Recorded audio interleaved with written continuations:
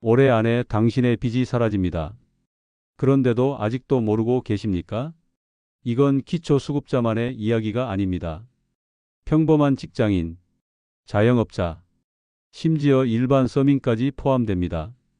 정부가 직접 나서서 연체 기록을 지워주고 7년 넘은 빚은 아예 소각해 버립니다. 그 규모가 무려 수백만 명에 달합니다. 상상해 보세요. 은행에 남아있던 연체 기록이 지워지고 추심 전화가 멈추고 더 이상 갚을 필요조차 없는 빚이 사라진다면 여러분의 삶은 어떻게 바뀔까요? 제가 잘 아는 김영수 씨 이야기를 들려드리겠습니다. 영수 씨는 코로나로 가게가 문을 닫으면서 카드빚 3천만 원이 생겼습니다. 갚을 길이 없어 7년 동안 신용불량자로 살았습니다. 휴대폰 개통조차 안 되고 은행 통장 하나도 만들 수 없었죠.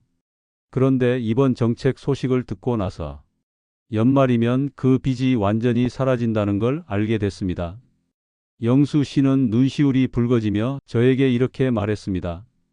이제 다시 새롭게 시작할 수 있는 기회를 얻을 것 같습니다. 여러분, 이건 남의 이야기가 아닙니다. 올해 안에 여러분의 신용 기록이 지워지고 빚이 사라질 수도 있다는 뜻입니다. 저는 복지 현장에서 22년간 활동해온 복지 전문 정민석 PD입니다.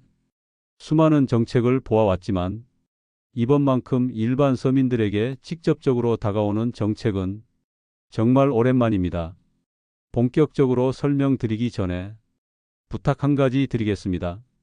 금빛 인생 채널을 구독과 좋아요 해주시면 앞으로 발표되는 각종 지원 정책과 복지 혜택을 남들보다 빠르게 확인할 수 있습니다.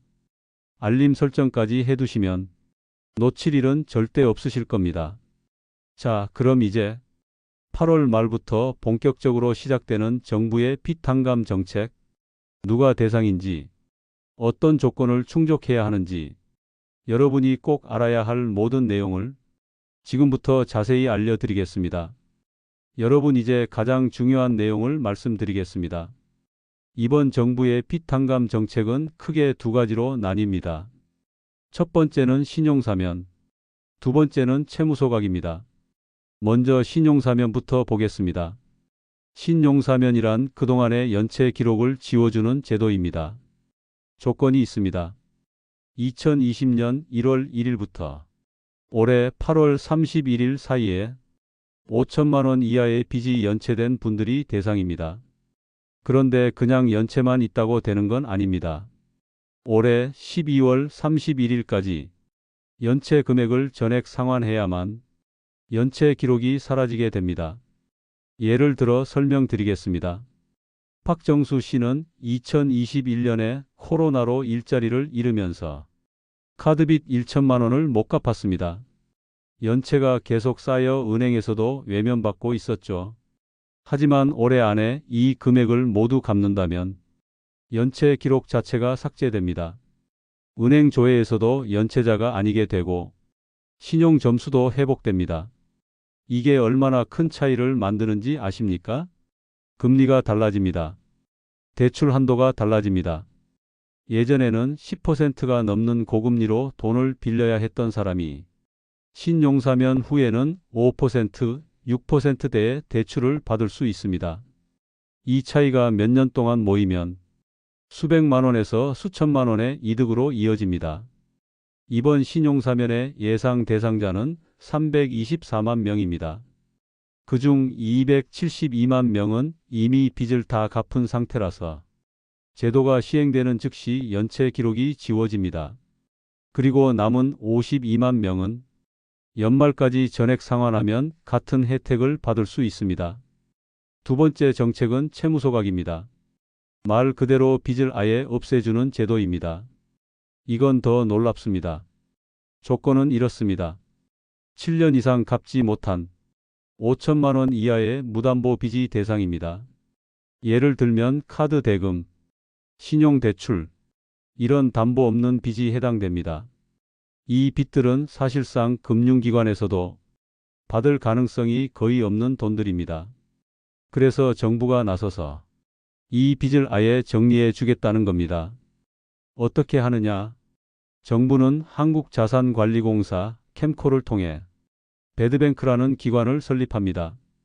이 기관이 은행이나 카드사에서 오래된 부실 채권을 헐값에 사들입니다. 보통 채권 원금의 5% 수준입니다. 예를 들어 원금 1천만 원짜리 연체 채권이라면 50만 원에 사들이는 겁니다.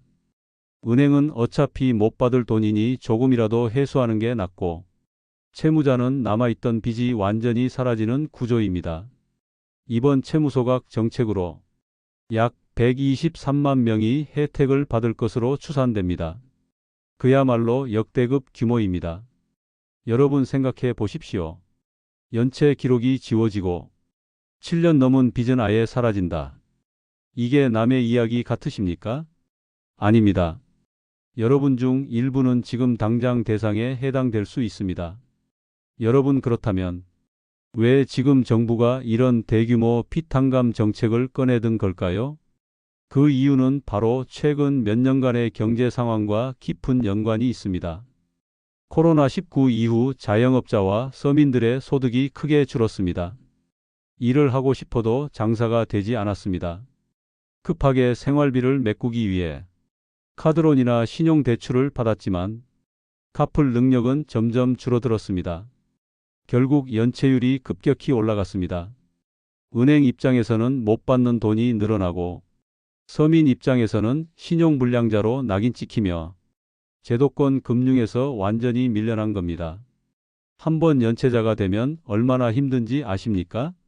휴대폰 개통이 안 되고 새 통장조차 만들 수 없습니다. 정상적인 경제활동 자체가 불가능해집니다. 그런 분들이 늘어날수록 불법 사채나 사금융에 손을 대는 경우가 많아집니다. 그러면 더 큰 사회 문제로 이어질 수밖에 없습니다. 그래서 정부가 이번에 특단의 대책을 내놓은 겁니다. 324만 명의 연체 기록을 지우고 123만 명의 빚을 아예 소각해 이들을 다시 제도권 금융으로 끌어들이겠다는 겁니다.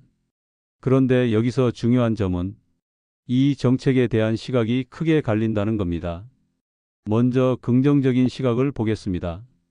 열심히 살고 싶지만 어쩔 수 없는 상황 때문에 빚을 갚지 못한 사람들에게 다시 일어설 기회를 주는 것이 정의롭다는 겁니다. 경제학에서도 패자 부활전이 가능한 사회가 건강하다고 말합니다. 한 번의 실패로 평생을 발목 잡히지 않도록 새로운 출발선에 다시 설 수 있게 하는 것이죠. 실제로 많은 복지 전문가들은 이번 조치가 서민 경제를 살리는 불가피한 선택이라고 말합니다. 연체자와 장기 부채자를 방치하면 결국 사회 전체의 부담으로 돌아오기 때문입니다. 하지만 반대 의견도 만만치 않습니다. 이런 정책이 반복되면 어떤 생각이 퍼질까요? 어차피 빚을 안 갚아도 언젠가는 탕감해 주겠지. 이른바 도덕적 해이가 생긴다는 겁니다. 은행 입장에서는 이런 위험을 반영해 앞으로 대출 금리를 올릴 수 있습니다. 그렇게 되면 성실하게 갚아온 사람들이 오히려 손해를 보게 되는 구조가 생깁니다. 여러분은 어떻게 생각하시나요? 이 정책이 경제 회생을 위한 불가피한 선택이라고 보십니까? 아니면 성실상환 문화를 해치는 위험한 정책이라고 생각하시나요? 여러분 사실 이런 빚탕감 정책은 이번이 처음은 아닙니다. 김대중 정부 시절에도 농어민 부채를 탕감해주는 정책이 있었습니다. 당시 IMF 이후 농촌이 큰 타격을 입으면서 대규모 채무 조정이 시행됐습니다. 박근혜 정부 때는 국민행복기금이라는 이름으로 서민들의 빚을 조정하고 일부는 소각해주는 제도를 운영했습니다. 이때도 수백만 명이 혜택을 받았죠. 그리고 최근 윤석열 정부에서는 새출발기금이라는 이름으로 소상공인과 자영업자들의 부채를 줄여주는 정책이 시행되었습니다. 이처럼 어떤 정권이 들어서든 경제가 어려워지고 서민들의 부채 문제가 심각해질 때마다 비슷한 정책은 반복되었습니다.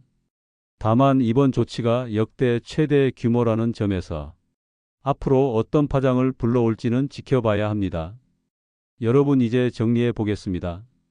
올해 안에 빚을 전액 상환하면 연체 기록이 사라지는 신용사면 대상자는 324만 명입니다. 그리고 7년 이상 갚지 못한 5천만 원 이하 무담보 빚이 완전히 없어지는 채무소각 대상자는 123만 명입니다. 이건 특별한 사람들만의 이야기가 아닙니다. 여러분 주변의 이웃 혹은 바로 여러분 자신의 이야기일 수도 있습니다. 꼭 대상 여부를 확인하시고 기회를 놓치지 마시기 바랍니다.